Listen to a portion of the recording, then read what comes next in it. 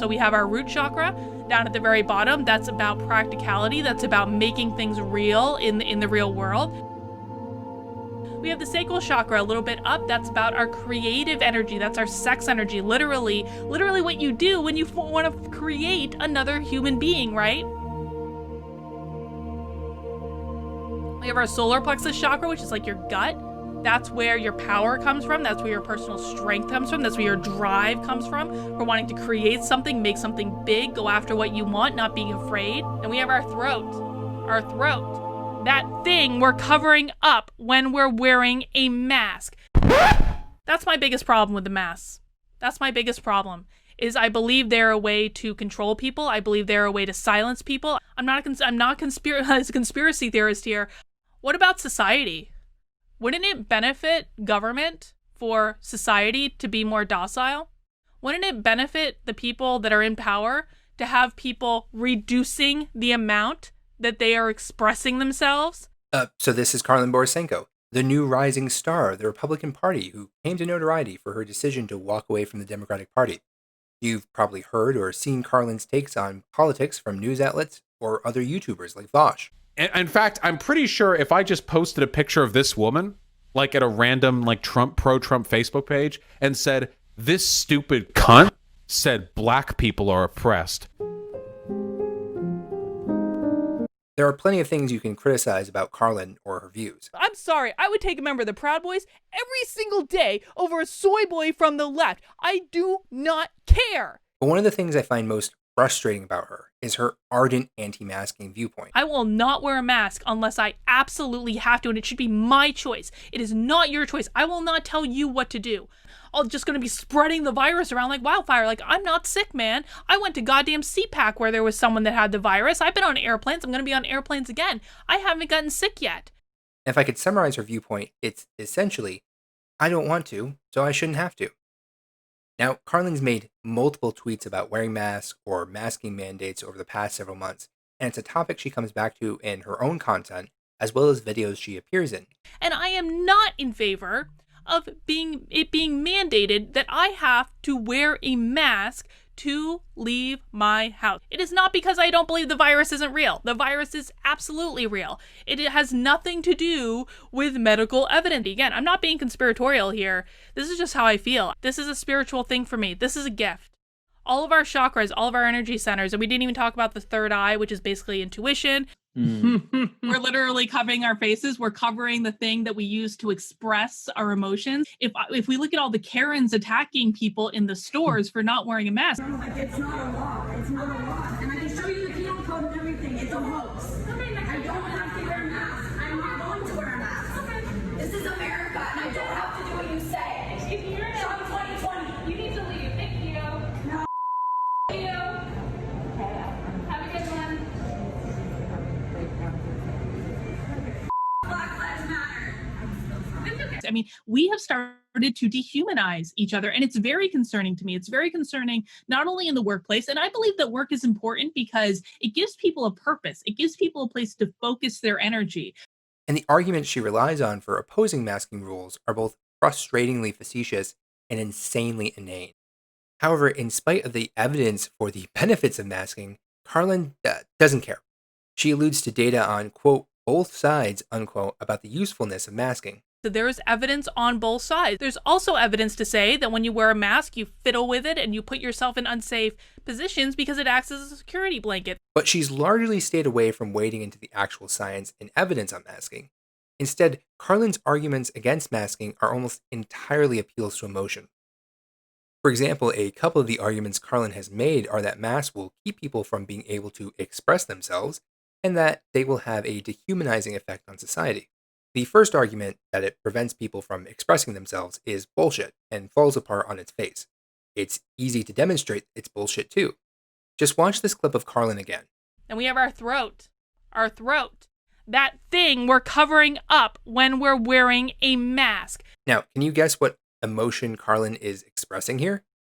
I'm willing to guess you can, since humans and other animals recognize emotions in a myriad of different ways, from vocal intonation to body posture to the eyes of the speaker, which are still visible if you're wearing a mask. So unless you're stuck in a box and wearing a burqa, you'll be just fine expressing yourself with a mask on. The second argument, that it's going to lead to dehumanization, is also bullshit.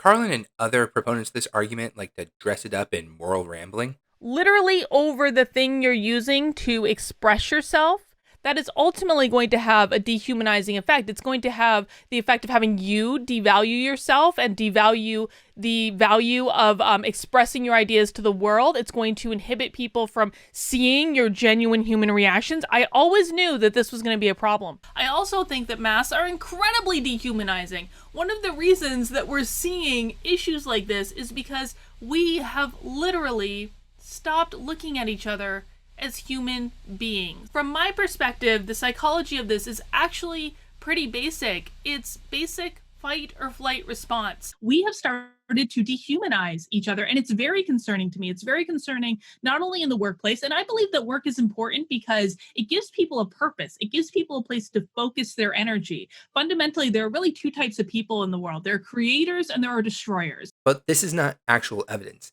Saying you feel like something will happen isn't evidence for it happening. And Karlyn certainly doesn't have the authority to back these claims up. She has no real experience in mental health or clinical phenomena. Remember, Karlyn isn't a clinical psychologist. I'm not a clinical psychologist, so I can say this because I won't get in trouble like the clinicians. I don't need a license to practice the psychology I do because I don't do counseling, I don't do clinical work, I work with businesses. Her expertise and PhD are in organizational psychology. With my own PhD, I'm just as qualified to speculate on the potential for masks to lead to dehumanization, but my speculation, like Karlyn's, should not be treated as an expert view by default. Just because I think that wearing a mask is dumb. Karlyn's arguments and narratives are just appeals to emotion.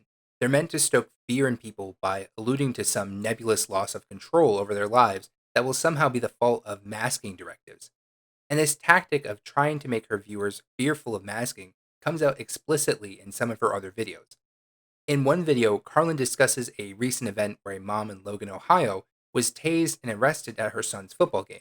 This is a video of an Ohio mother being tased, and arrested because she was not wearing a mask at her son's football game. I'm guessing, friend of the woman recorded the scuffle with police, so there's footage of the altercation taking place, of her eventually being tased and finally arrested. Karlyn almost couldn't get through this horrific video of a white woman being arrested, and I wouldn't note that the woman is white if it weren't for the fact that Karlyn literally makes that point. Then the cop, a white lady, and of course, if the races were reversed, this would be all over the flipping news. You know that.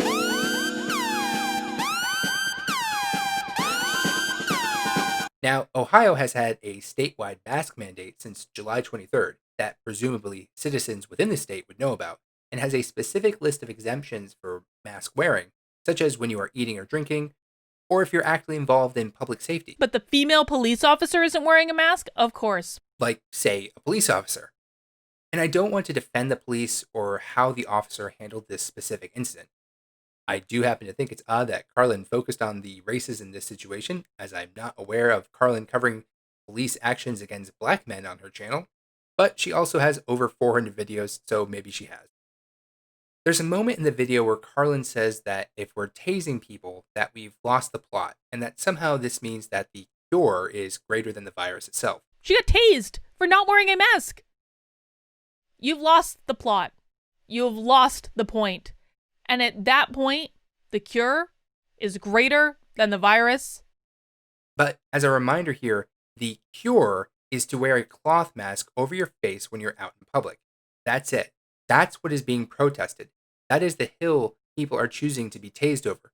Not dying, mind you. No, dying is what now 230,000 people infected with COVID-19 had to do. I'd also be remiss if I didn't note that Kitts herself was not tased for not wearing a mask. If you watch the video, Kitts is tased after refusing to comply with the officer and refusing to leave the grounds after refusing to put on a mask. Also, be sure and count how many other people in the same situation were wearing masks, almost as if they might have been aware of some masking rule. Look, I don't want to see people be tased or roughed up in front of their children, especially if there are alternative ways of approaching a situation. But the situation does not demonstrate that we are dehumanizing people who are refusing to wear masks. nor does the situation change the fact that people should be wearing masks to help address the pandemic in which we are currently living. Karlyn's focus within this video is a blatant attempt to push some narrative of authoritarian governmental inquisition into people's lives, when the reality is much simpler. We put measures in place to protect people in our communities. These measures require all of us to work together, but certain people just don't really care. And that break in the chain, that break of people following these measures, can have deleterious consequences for that. Karlyn, if it saves just but one life, that aren't masks worth it? How much is it costing us? In a more recent video, Karlyn regaled her viewers regaled her viewers with tales of Mama Borysenko, So I want to introduce you to my grandmother, Shirley.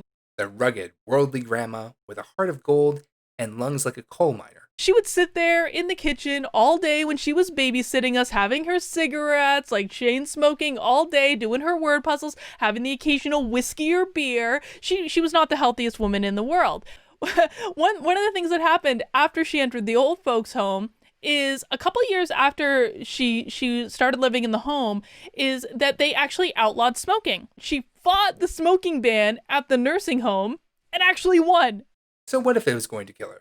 She was old and she knew the risks, and dying while living her life to the fullest was her choice. And Karlyn uses that story to segue into a news article on Fairacres Manor in Greeley, Colorado. So we're going to read about what these senior citizens did to take back their rights and live their life the way they want to for whatever time they have left. Where 20 residents took up signs in protest over Fairacres restricting visitation from their families and friends.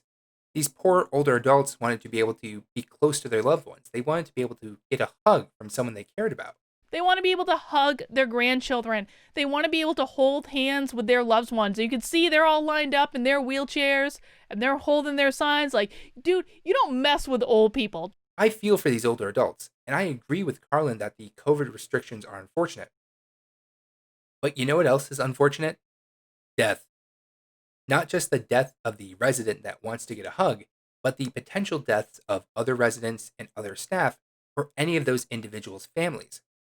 What's frustrating about the way that Karlyn reads the story is you'd think that this retirement community has just set these restrictions up over an abundance of caution. And you'd be partially right. But do you know why they're exercising an abundance of caution? Because Fairacres Manor was already the site of a COVID-19 outbreak back in March, which lasted until mid-May and resulted in 8 confirmed and 5 unconfirmed deaths from COVID-19. And this outbreak didn't just impact the residents, the staff were infected as well. So Fairacres Manor has approximately 95 residents and 160 staff. And you have 20 residents, around 20% of that community, protesting to change the protections put in place for the overwhelming majority of people connected to that community. And they're protesting when only a few months ago, 13% of the residents had died from the disease, 25% of the staff infected. They're protesting to have the regulations that were put in place to prevent that from happening again overturned. And if that isn't analogous to anti-masking advocacy in general, or a vocal, overwhelming minority of individuals argue for their right to endanger the overwhelming majority, I don't know what is. I am a little surprised, though, that Karlyn didn't mention that prior outbreak in her video. I'm guessing she might not have looked into it, but I just want to point out when I Googled this story, it was the second article to come up. Just throwing that out there, do with it what you will. Look, I get the frustration with the current pandemic. I understand that people were hoping that this would be over a whole heck of a lot sooner. But it's still going on. And do you know one of the reasons why it's still going on?